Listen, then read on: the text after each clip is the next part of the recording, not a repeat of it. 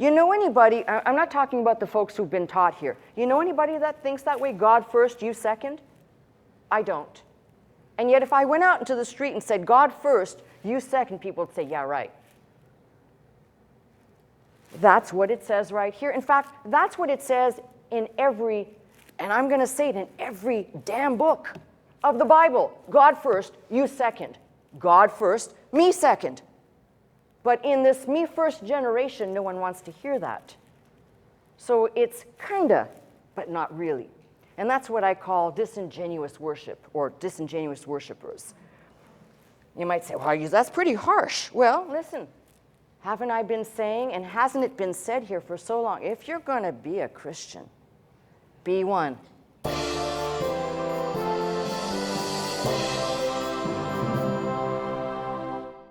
Okay, guess what we're doing? Back to Colossians, kind of, but not really. Okay? We're going to keep going and pick up where we left off last week. That verse out of Colossians, the blotting out of the handwriting of ordinances and nailing it to his cross. And I started last week with the burnt offerings because it made sense to me, and we're talking about the handwriting of ordinances as the complete law. I just decided to tackle the law of offerings, but if we were really gonna, go to town, it could be the law of offerings. We could spend weeks as a little excursus on everything, shadows and types in the law of offerings that is Christ's work. We could go to the tabernacle, and I could show how everything in the tabernacle points to Christ and Christ's work.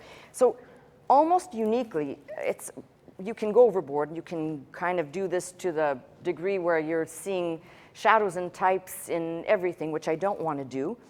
But for us to understand how he blotted out, how he nailed to the cross, essentially when we talk about all things being in him, which the book of Colossians spoke about, saying in him all things are, and in him all things are complete. So it's important to understand that all these things are or were in him as he took them to himself. But I'm also liking the fact that nestled in this Colossians, especially the area we're dealing with, we're seeing how if someone did not understand the things that are shadows and types, it'd be very easy to get confused about what are we holding on to, what are we still doing, and what have we let go of.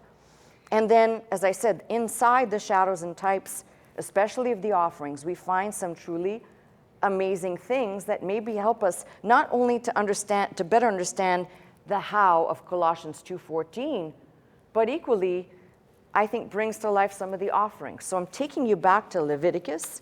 We looked at the burnt offering. That would be the first chapter of Leviticus. Today we're going to be looking at the meat offering. That is chapter 2 of Leviticus.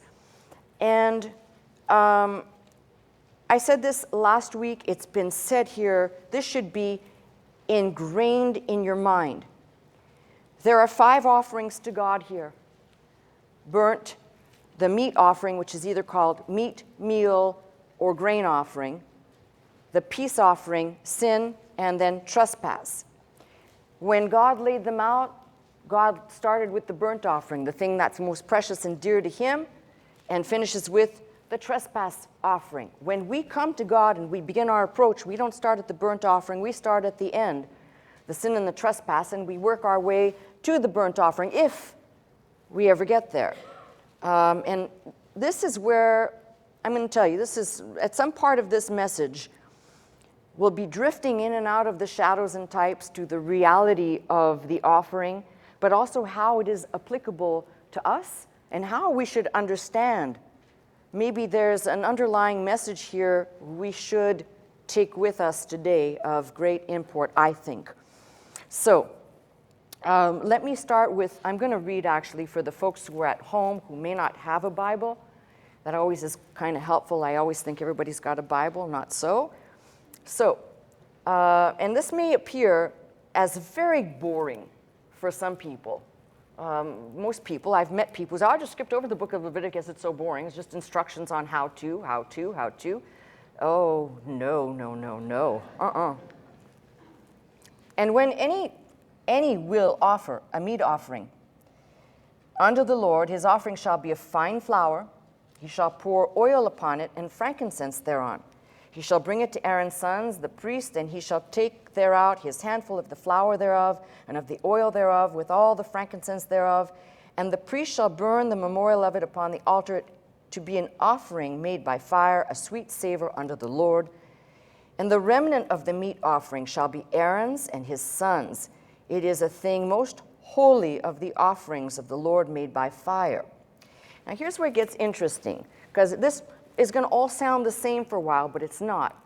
It's like God saying, well, if you do this, then that. And if you do this, then that. So listen carefully to the subtle differences here.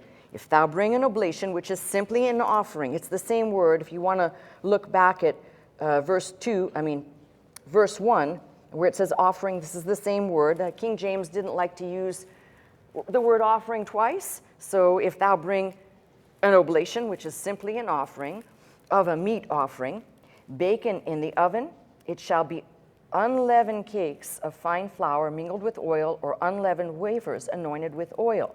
A lot of detail, and somebody might say, who cares? This is kind of stupid. Are we in a cooking class? But if thy oblation be a meat offering baken in a pan or a griddle, shall be of fine flour, unleavened, mingled with oil. Notice every time, unleavened, unleavened, unleavened, with oil. Thou shalt part it in pieces, pour oil thereon. It's a meat offering.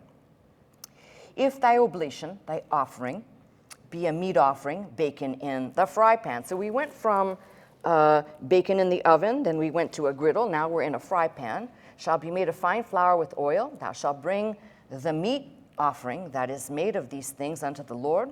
And when it is presented unto the priest, he shall bring it unto the altar. And the priest shall take from the meat offering a memorial thereof, and shall burn it upon the altar. It is an offering made by fire, a sweet savor unto the Lord.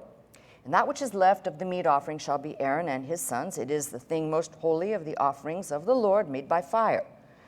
No meat offering which ye shall bring unto the Lord shall be made with leaven. For ye shall burn no leaven, nor any honey, in any offering of the Lord made by fire. As for the offering or oblation of the first fruits, ye shall offer them unto the Lord, but they shall not be burnt on the altar for a sweet savor. Every oblation or offering of thy meat offering shall thou season with salt. Neither shalt thou suffer the salt of the covenant of thy God to be lacking from thy meat offerings. With all thine offerings thou shalt offer salt. If thou offer a meat offering of thy first fruit unto the Lord, thou shalt offer for the meat offering of thy first fruit green ears of corn dried by fire, even corn beaten of full ears, and thou shalt pour oil upon it, lay frankincense thereon. It is a meat offering. And the priest shall burn the memorial of it, part of the beaten corn thereof, part of the oil thereof, with all the frankincense thereof. It is an offering made by fire unto the Lord. So there is the meat offering. And you may hear me say meat, meal, or grain, or even cereal, because sometimes in talking, it's all English, so it's interchangeable for me. I'm going to try and stick with one or two terms, meat or meal, for the sake of continuity. But what is important here is to look at the distinction between the burnt offering, which, as I summed up, the burnt offering essentially is man's duty Godward, to God. So if the burnt offering is man's duty to God, and we can superimpose on top of that Romans 12, you are to present yourself a living sacrifice, basically service unto the Lord. Here we have the burnt offering, a depiction first and foremost of the offering itself.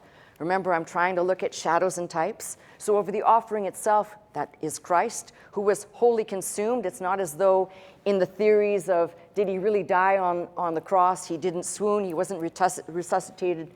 He offered himself wholly and completely. He didn't say, Father, if it be possible, let this cup pass. Nevertheless, I offer you my right hand only. All of him, okay? So the difference between these two is the burnt offering is wholly consumed. The meat offering I should clarify this. The burnt offering, wholly consumed by fire. The meat offering, wholly consumed, but not all of it wholly consumed by fire. Does that make sense? Good. So I like to try and clarify sometimes when I think I've gone. Okay. So I've said to you last week, we see Christ here as offering, offerer, and priest. But there are other things that we see. The Apostle Paul speaks of Christ's death on the cross as a burnt offering. When he says Christ loved us, he gave himself up for us as a fragrant offering and sacrifice. But probably the clearest place in the New Testament to make the connection, the correlation between what Christ did, who he was in that capacity as offering, is out of the book of Hebrews. I'd like to read that to you. You may turn there if you like. But Hebrews 10, beginning at about verse 5, says, "Wherefore when he cometh into the world, he saith, Sacrifices and offering thou wouldest not, but a body hast thou prepared me." And that body, by the way, is the offering.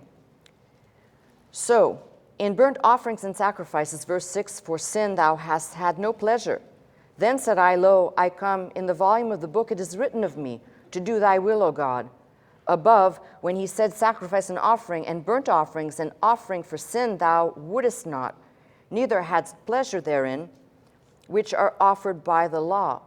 Then said he, Lo, I come to do thy will, O God. He taketh away the first, that he may establish the second, by which will we are sanctified through the offering of the body of Jesus Christ once and for all. And he goes on to talk about the priest offering, essentially, and goes on to say, "But this man, after he had offered one sacrifice for his sins," verse 12, "forever sat down on the right hand of God, from henceforth expecting till his enemies be made his footstool. For by one offering he hath perfected forever them that are sanctified." So you really do have in the New Testament a sense of connecting, not just when we talk about offerings, when we read about Paul talking about Christ, our Passover. Even James refers to Christ as a kind of first fruit.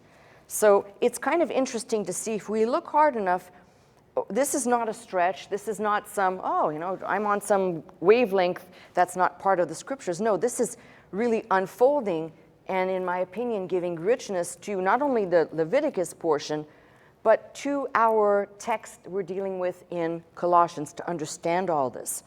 So, as we move into the meat offering, I'll tell you a few things. The rabbis, in Judaism, the rabbis considered the meat offering to be the poor man's burnt offering. And the greatest radical difference between these two offerings is, obviously, in the burnt offering, a life is being offered. In the meat offering, it is fruits from the ground. And when I use the word fruits from the ground, fruits and herbs, I'll clarify that in a minute. There is no lifeblood being spilt. There's your biggest difference.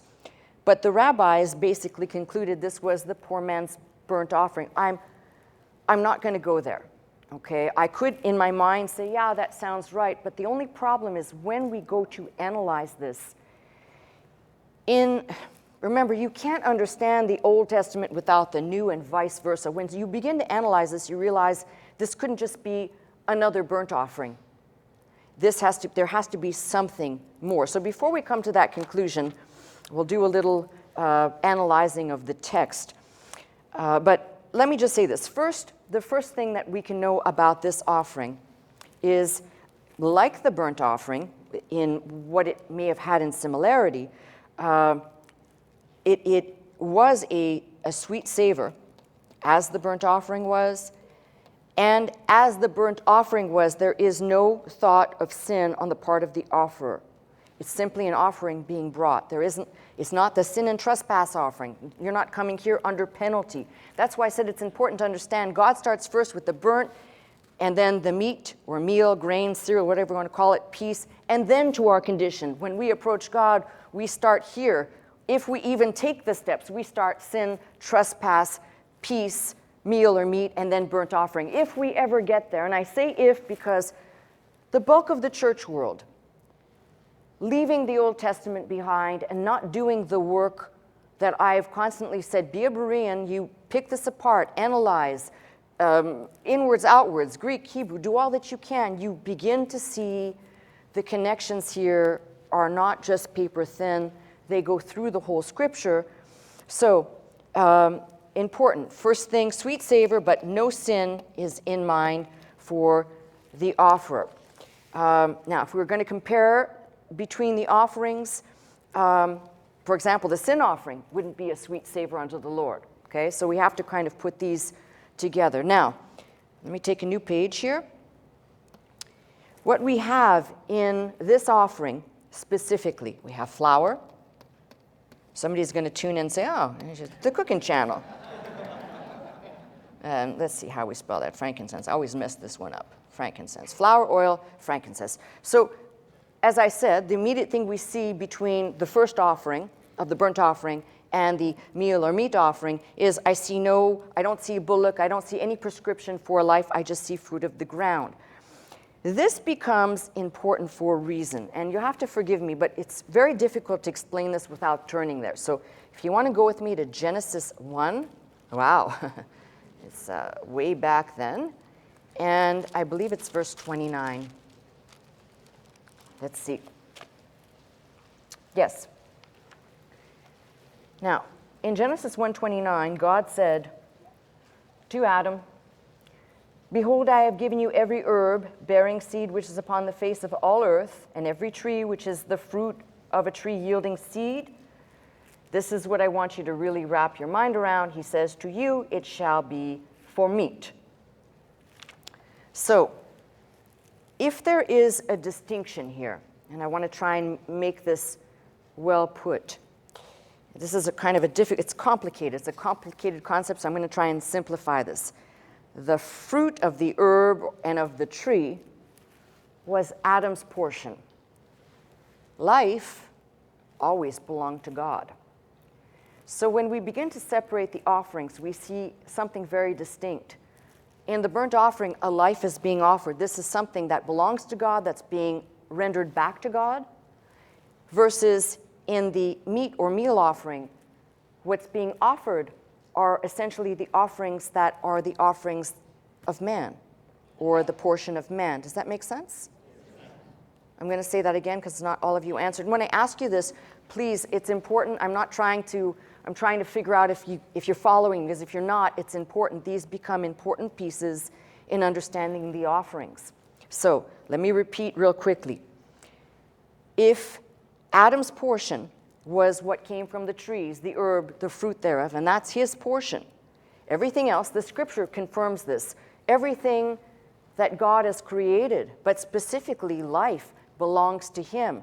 So in the burnt offering, the life that is rendered to God, that's an offering unto the Lord of what belongs to him. Now, that's not to say that the fruit of the ground and the herb of the ground doesn't belong to God. It all belongs to him. But what God apportioned to Adam is the fruit and the herb of the tree, which he said is for meat for him. So if you look at what's being offered, you can see the first offering, the burnt offering, is unto the Lord. This one has, by virtue of what's being offered, even though it's being offered, it's being brought to the priest, but it's really being offered unto the Lord, it actually tells you something about this offering. This offering is the duty of man to man. If the first one is man to God, this one is man to man in its value of offering. And I'm going to explain, because people might think, well, isn't that the peace offering? No. And we'll get to that just one thing at a time. If you want to understand this a bit better, you look at Cain and Abel's offering. Now, what it says there, and this is kind of interesting because you just find it right at the beginning and it's plain and simple. In the process of time, Genesis 4, it came to pass that Cain brought of the fruit of the ground an offering unto the Lord. Abel also brought of the firstling of his flock and of the fat thereof. And the Lord had respect unto Abel and to his offering, but unto Cain and to his offering he had not respect.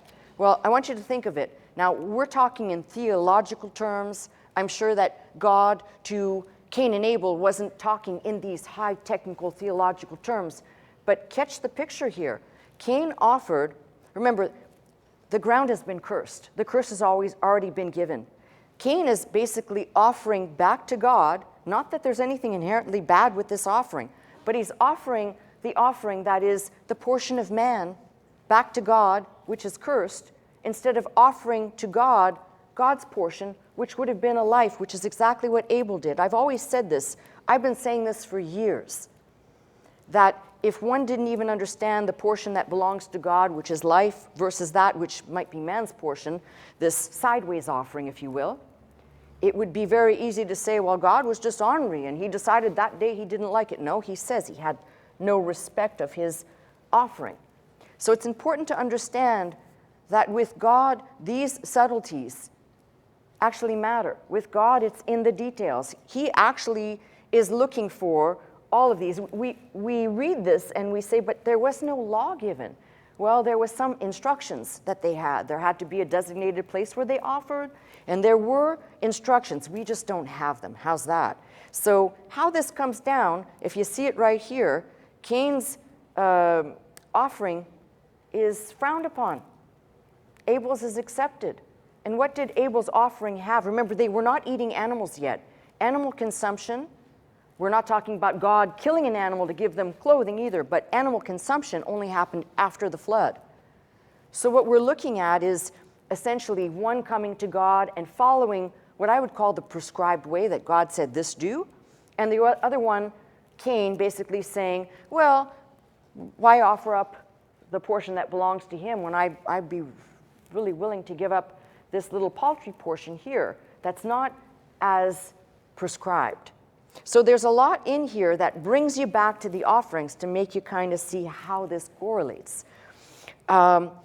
We might look at the burnt offering as the yielding of a life to him, as I said, man's duty Godward, the meat offering, man fulfilling his duty to man. It is not a fellowship offering, but it is the duty to man. So had there only been, back to Leviticus now, if you want to turn back there, had there only been a burnt offering and not a meat offering, man would have lacked the satisfaction of his portion. It's something wired in our DNA. We always want a part. And if you think about it, it's chronicled for us. We are so evil as humankind that we actually want to usurp God most of the time. That's what the Tower of Babel came about to be, and most of the things that were corrupted and caricature were an attempt to usurp God, even Lucifer himself. So we have to be mindful of this. After the law, the meat offering becomes an accompaniment to the burnt offering if you read the book of Numbers, and you'll see they're always kind of put together. I think the important thing there is that as things begin to change, you're going to see that inextricably tied, especially in the book of Numbers, if one has the conscience to have a duty Godward, inescapably, one would also have the conscience to his fellow man. And this, by the way, ties right into the Decalogue, because half of it is God and man, and the other half is man to man. So you can see everywhere you turn, you are boxed in by this. It's not some random novel one-hit wonder over here. It's peppered through the scriptures. So what else can I tell you about this? Let's first start with the basic items that are in the offering. Let's talk about the flour. The picture here of grain or corn that has been pulverized to powder, the thought of bruising, testing, grieving, or being pressed upon. Because somebody might say, well, I could understand the bullock, a male in the burnt offering without blemish representing Christ, but how does this represent Christ? Well, here we have in type, if you will, you can't get flour unless something is pulverized, beaten down, ground, pressed upon, basically every type of treatment that you can put upon it. And specifically in this, there's another description which I'll get to in a moment, which is not just flour, but fine flour. So we'll talk about that in a minute. So the picture that came to me as I was thinking of this crushed, beaten flour, and I'm sorry, I can't be original. There's just only so much in the Bible here, and I'm going to go with the thing that just speaks right to me of what this flour looks like. This flour looks like Surely he hath borne our griefs and carried our sorrows, yet we did esteem him stricken, smitten of God, and afflicted. He was wounded for our transgressions, he was bruised for our iniquities. The chastisement of our peace was upon him, and with his stripes we are healed. He is the flour. If you want to take the flour and pour some water on it, which is the Spirit of God, you get the bread, and he was called that in John, the bread of life. So it's important to see these symbols actually have a purpose and a place. How about, let's go to the fine portion. I didn't talk about this, the fine flour. That simply means there is no unevenness. There's nothing that is unpure. There's nothing uneven or unstable. Now, I can say that many of the followers of Jesus were uneven and unstable. All you got to do is look at Peter or look at John, and you can see the instability and this kind of one day yes, one day no. But with Christ, there is no, it's completely whole, perfect, holy. There is no changing in him. Jesus Christ, the same yesterday, today, forever. So we have in this terminology fine flour, not just ground, powdered, beaten, pulverized, but with no blemish, perfect. Of the oil, that should speak for anyone who has studied the scriptures, should be self-evident, is representational of the Holy Spirit. Now back there in the burnt offering, we didn't have a mention of oil, we had a mention of water.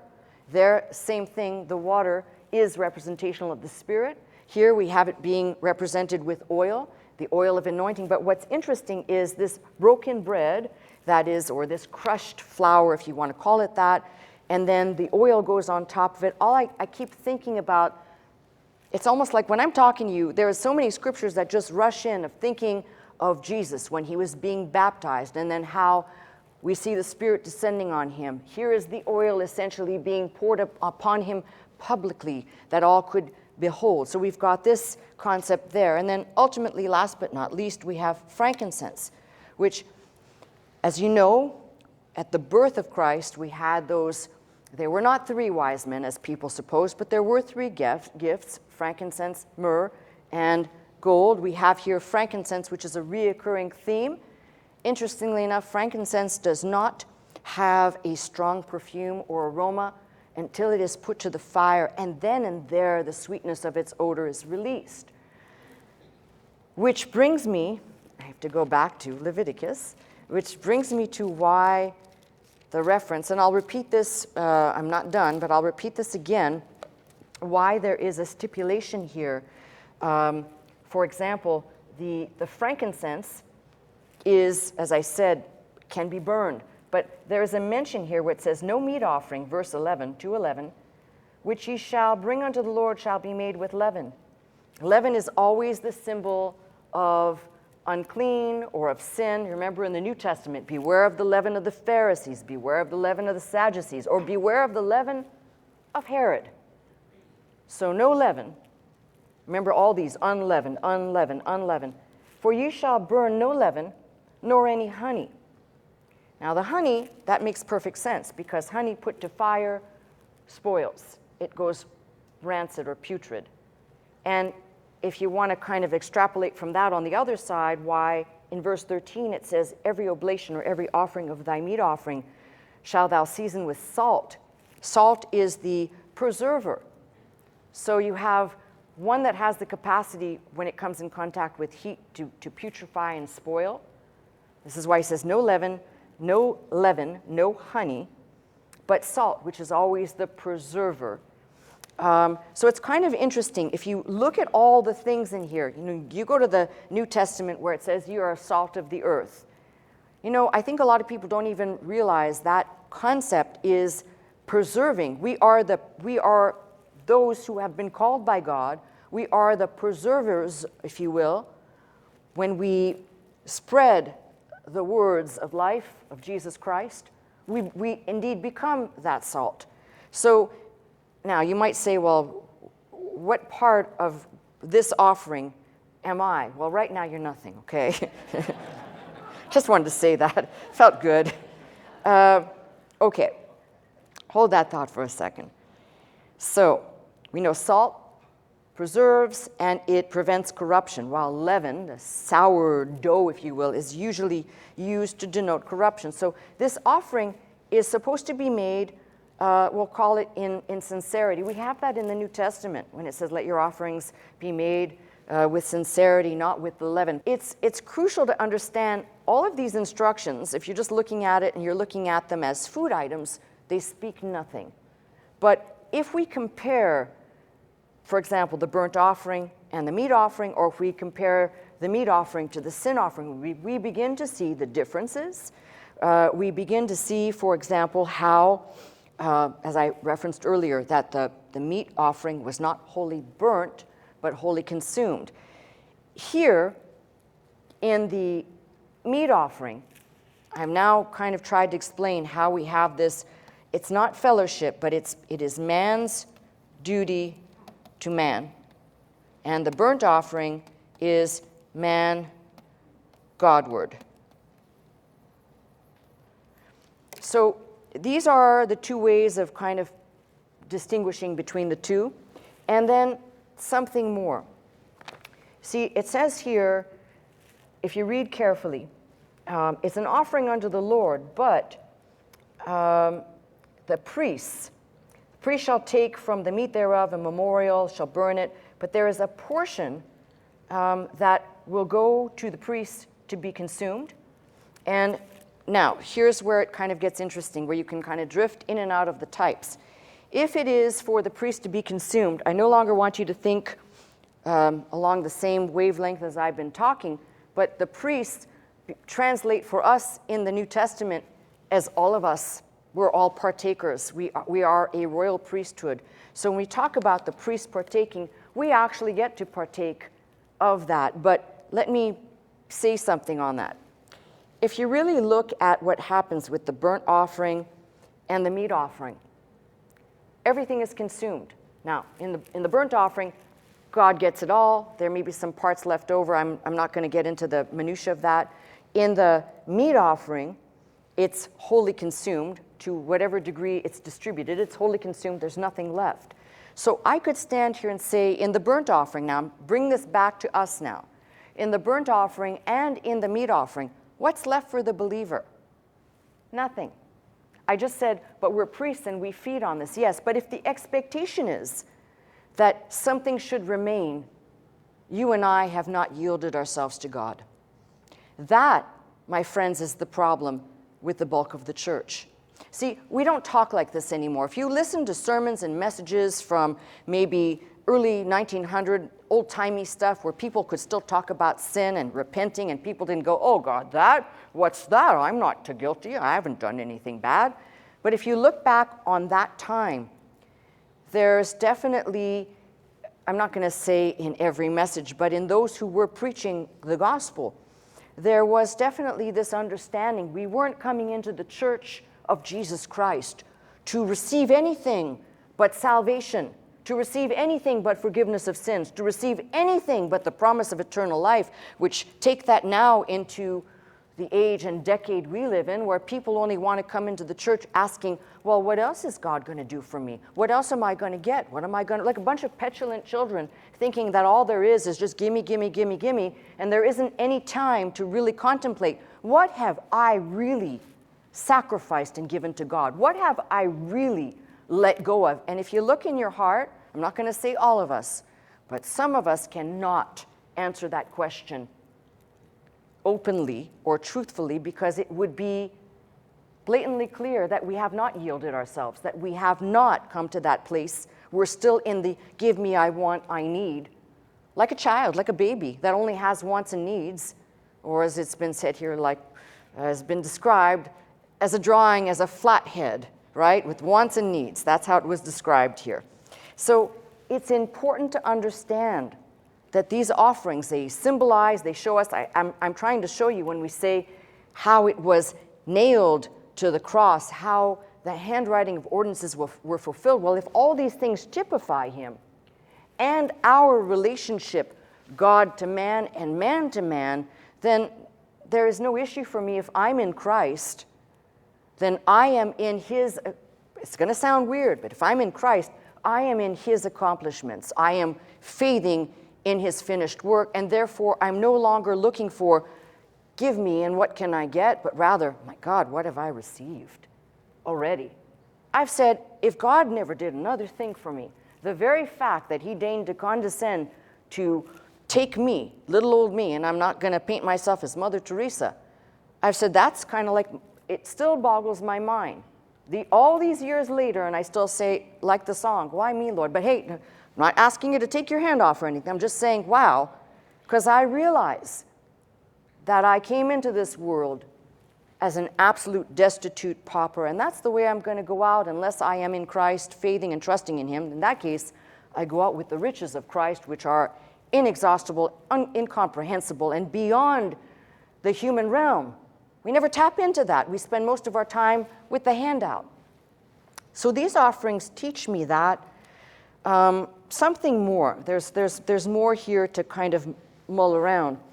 If you keep reading, it's going to get to the offering, verse 14, and if thou offer a meat offering of thy first fruits unto the Lord. And then it says, thou shalt offer for the meat offering of thy first fruits green ears of corn, dried by fire, even corn beaten out of full ears. Thou shalt, there it is again, thou shalt put oil upon it, lay frankincense thereon. It's a meat offering. The priest shall burn the memorial thereof. Now this is what's interesting.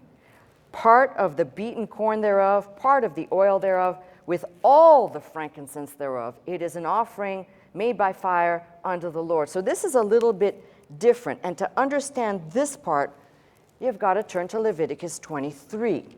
Sorry, these are the ways that we learn Scripture and understand. You got to move around a little bit for those people who just can't turn the page, right? Okay, get over it. Okay, thank you. So, we just read through flour, oil, corn, meal, meat, and reading that in a cursory reading, you just say, okay, well, it's another day at the tabernacle. There's just a bunch of flour and oil and frankincense. Nothing else here to see, folks. Move on. Or as I've showed you, there's a lot more to see, and there's a lot more to pick apart and kind of wrap your mind around. So in Leviticus 23, beginning at verse 4, these are the feasts of the Lord, even holy convocations, which ye shall proclaim in their seasons. In the 14th day of the first month at even is the Lord's Passover. See, he starts with the Passover.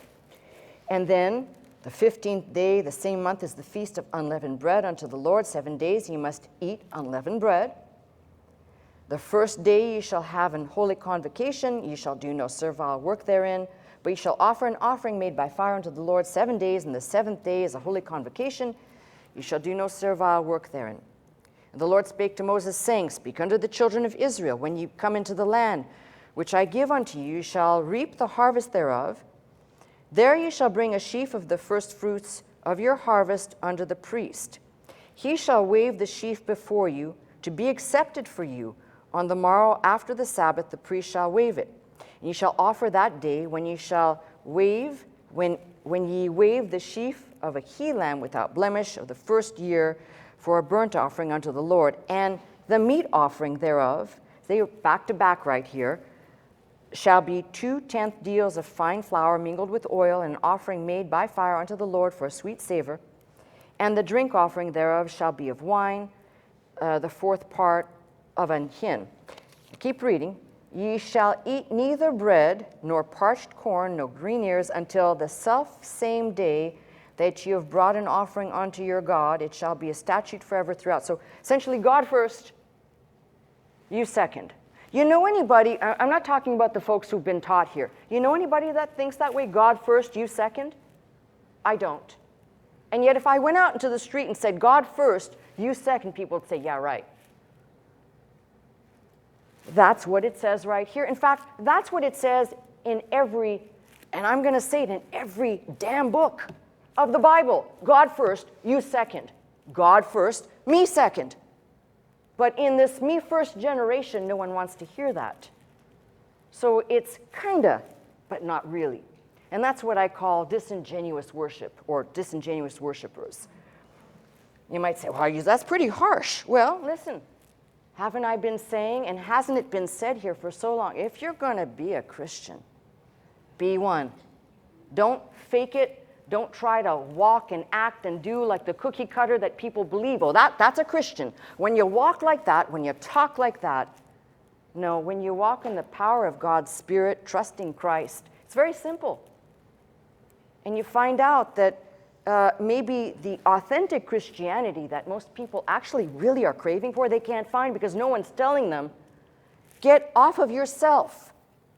Turn your eyes. We sing a song, turn your eyes unto Jesus. That's the first place. You will find yourself when you have figured out there's somebody greater and more important than you, who's got your best interest at heart, looking out for you. Okay, sidebar. You shall count unto you from the morrow, I can't help it, after the Sabbath, from the day that you brought the sheaf of the wave offering. 7 Sabbaths shall be complete. Even unto the morrow, after the 7th Sabbath, you shall number 50 days, and you shall offer a new meat offering unto the Lord. And it's ongoing instructions here for the offering. If you keep going, you could read through the whole thing, but it basically gives you a whole lineup of the feasts. And why is this important? Because they are not all, if you read carefully, you've got, for example, you'll have a sheaf of the first. It basically breaks down in every category. And this becomes important because the first fruits are not being offered like other offerings within the meat offering.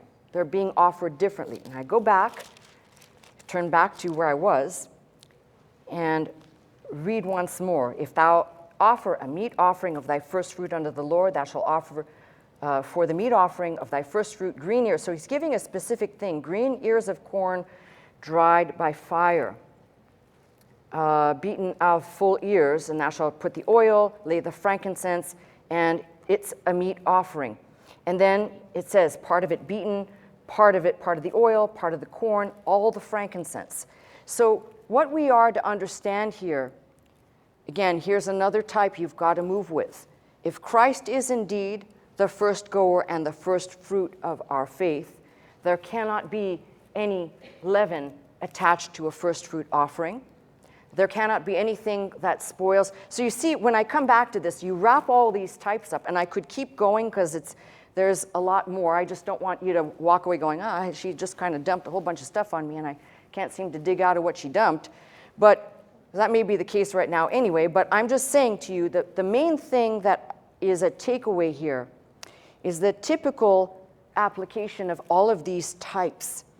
And if we're applying them properly, we begin to see that if indeed, for example, Christ is the flour, Christ is the oil, Christ is the frankincense, all of these things, and it is the depiction of man to man, God's man's service to man, then we begin to understand that these offerings, for example, this second meat offering, cannot be considered, as the rabbis consider it, as the burnt offering for the poor man.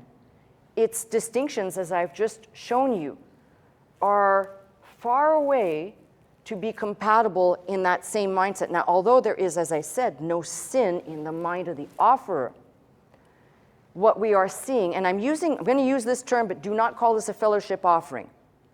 But if I'm going to use this term, it typifies, as I said, the 2 tables of the Decalogue, the one part which is God to man, the one that is man to man. It typifies our service to our fellow man. And I'm using the word fellowship right now, but please don't label this as such. So, in the types, as we move through this, we see some things that in their order even make sense. As Christ was the burnt offering, wholly offered up to God, he makes possible. You could not have the meat offering before the burnt offering if you were going to look at it still in type, because Christ, who is the burnt offering, wholly offering himself up, had to do what he did before we could come to the mindset of the meat offering, which is offering in fellow man, man-to-man concept. We couldn't do that without Christ first doing what he did. So even the order of the offerings makes sense.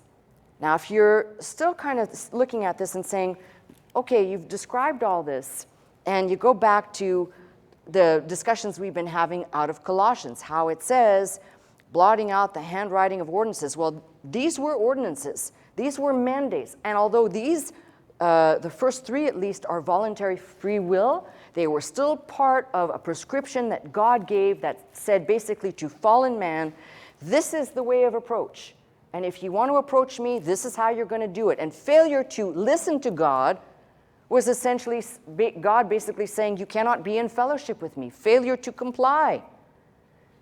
So to take all of this legal stuff and see it more on the plane of Christ, we see Christ in all these things, makes it easier for us to see how when he went to the cross and died the death that he did and rose up again on the third day and is coming back, when all that happened, it's easy to see how God could put it essentially in him and on him so that, as the scripture says, we could pass out from underneath it. So those folks who are still living in the dispensation of trying to make the law applicable today have not yet understood all that I've just explained in the last, say, 30 or 40 minutes. This is why when people say, well, but you know, the church, we're never together, the whole body. I'm not talking about Faith Center, I'm talking about all churches, all of the Christian faith. Why? Because some people would read this and say, well, I don't want to bother talking about offerings. I don't want to waste time talking about these things. And I could stand here and tell you, I could not only deliver the messages I just did of shadows and types, but I could also show you, which I said last week, which I'm going to do right now because the door is open for me. I'm going to show you how most people, if they ever think of these offerings as offerings that one can actually make, we're going to call them in practice, all right?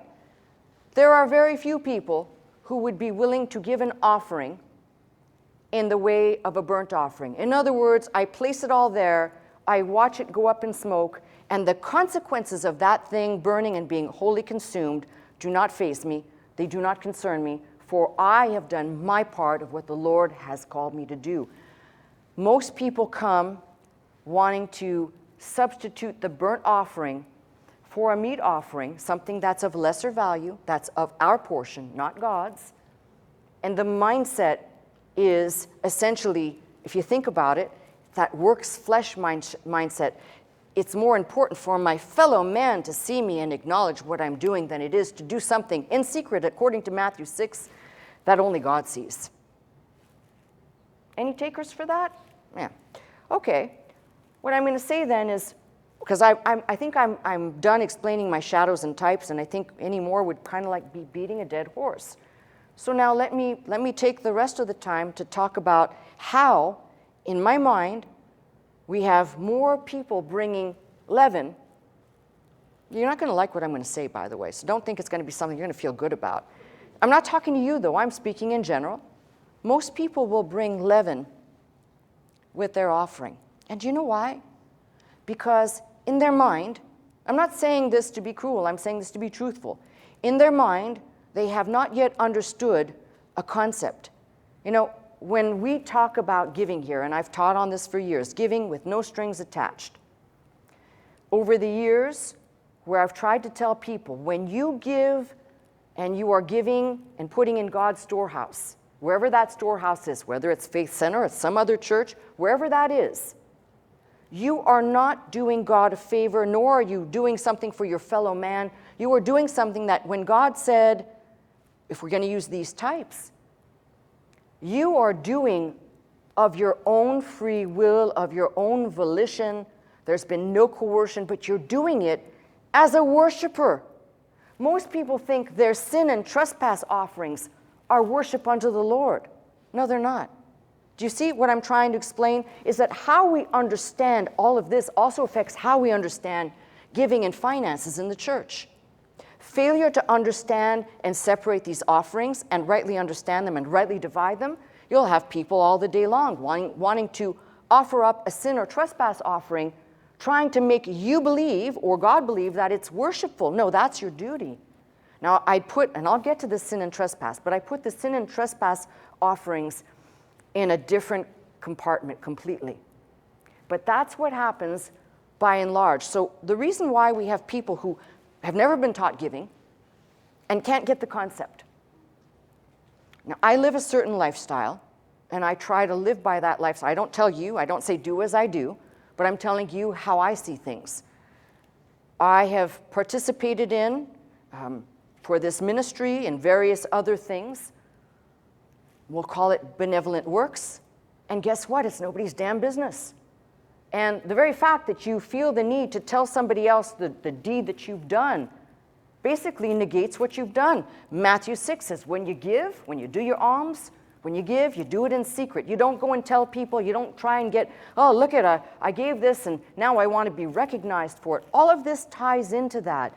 The attitude in which we approach God, the way we give. You'd think, by the way, most churches are just interested in just send your money, write a check, digitally donate, whatever you do, not interested in taking the time to make it plain and understood that there is a way of approach to God, even in a New Testament mindset. The New Testament givers, they brought everything they had and placed it at the feet of the apostles there in that first century church. Now, in today's day and age, we don't live by that. They were a koinonia community. They basically distributed amongst themselves. But giving, for some reason, now, we don't have these large discussions, but giving had to be at the core of the New Testament church for it not only to survive, but to take care of its outreach. Paul says they are to do this once a week. This offering should be taken to Jerusalem. Some of it was given to the poor. Some of it was for communities, for establishing and setting up, at the time, what were churches in homes or in synagogues, not yet churches as we know them, structures specifically designed for worship. But in this day and age, people still come into the church if they even have a mind to give, if they even have a mind to read, to study, to understand, and they basically bring that leaven mindset with them, which I've called the lint offering. Give a little pocket change, put it in the offering. No thought of why you're doing it. No thought of, really, is this how, if God himself was standing in front of you, would you reach into your pocket and pull out those 3 pennies with that lint and say, that's what I'm putting in the offering? I don't think so. If God actually appeared in front of you, I think you and I'd probably do the same motion. We'd probably fall flat on our faces and not deign even look up. But you surely would not insult God by giving him a piece of dust out of your pocket. And I think that is what we have become. The church world today, for its lack of respect and honor for God, for its lack of studying the Word. Yeah, I've completely departed my message because this one probably is the one, the shadows and types are needed, but this one actually goes to the core and cuts to the quick for most people. Do you know why? I can talk about salvation all day long and you'll have people sitting at home going, yeah, she's a good preacher. Yeah, keep talking. But the minute I talk to you about God's way of approach, how God says, this do. You know, the people, I've told you this before, the people who are chronic in their abuse of Scripture to either raise money, like somehow we're at some carnival and no blatant disregard for this, or the very same people who are reading the Scriptures who will take something in there and say, well, I'll do a part of this. Now, we're no longer under the law. We are free in Christ. You are free to do whatever the heck you want, and so am I. I choose. I have chosen. And I've chosen to look at this book and say, I'm going to try and order my life according to this. It means I'm not living under the law, but if I understand all this, I can also understand the magnitude of what Christ did for me. Because had Christ not done that, you and I, we'd still be living under the same sentence of death. Some of my Jewish friends, when we have these conversations, it always goes wrong because I say, how does your Bible end? It ends with Malachi, with a curse. It doesn't end with good news. It doesn't end with, hey, it tells me that when Malachi was penned, that's the last book of the Hebrew Testament, when Malachi was penned, the priests were basically stealing from the church or the synagogue or the temple. The priests were offering defective offerings unto the Lord. The priests they were not doing their job. They had blatant disregard. So if it starts with the priests and they don't care, who's going to follow that? Who's going to look at that and say, oh, the travesty of it all? No, it degenerates even more. So as the Old Testament's closing, you see how not only the priests have degenerated. You remember in Ezekiel how the presence of God is moving away? So we can know something. God basically, he had Christ in mind from the beginning, but that he came to us after he was rejected from his own, that he came to us and gave us that opportunity. Anybody who wants to call themselves a Christian should be looking at the whole book. 66 books, the whole book, the stuff that you go, cuss, dry, is boring, it sounds like a cooking show. And do what I just did today. Reach in, dig a little bit, and you'll find something. You'll find that the information given in a book that's just a prescription of how to offer gives me great depth and insight into the finished and completed work of Christ. That he, and he alone, as priest, I go back to I told you I go in and out of these things. He as priest, and he alone, now makes intercession for me and for you, seated at the right hand of the Father. Now, if I could somehow tell somebody out there, and this is always the difficult part, you can't see him, you can't feel him, and the only way you can get to know him is through that book or through someone who has some integrity to preach the book to you, and then the rest of it becomes homework on your part. It's not all for me to do, it's for you also. Your part is the faithing component. Your part is to say, I'll take this, I'll meditate, I'll think about what she said or what this scripture says, and then I'll apply it to my heart. It doesn't mean that I can put it into practice. Hear what I'm saying. It doesn't mean I can put it into practice. There's many things in this book that when I first read them, I could not even begin. But as I have grown, and I keep growing, and I'm not done growing, but as I keep growing, I recognize I can't, but God can. I can't do it on my own. God never designed that and made that way for me. But if I'm trusting him, I can see him in these things. I can better understand that if one offering is strictly for him, and this offering is, we'll call it, as I've used the term fellowship, but not really, then the rest of the offerings are going to reveal something more. Remember, I've just touched on the two important things, right? Man to God and man to man. So what do these three other offerings do, and where is Christ in all of these? To find that out, you've got to come back next week. To be continued. That's my message. You've been watching me, Pastor Melissa Scott, live from Glendale, California at Faith Center. If you would like to attend the service with us Sunday morning at 11 a.m., simply call 1-800-338-3030 to receive your pass. If you'd like more teaching and you'd like to go straight to our website, the address is www.pastormelissascott.com.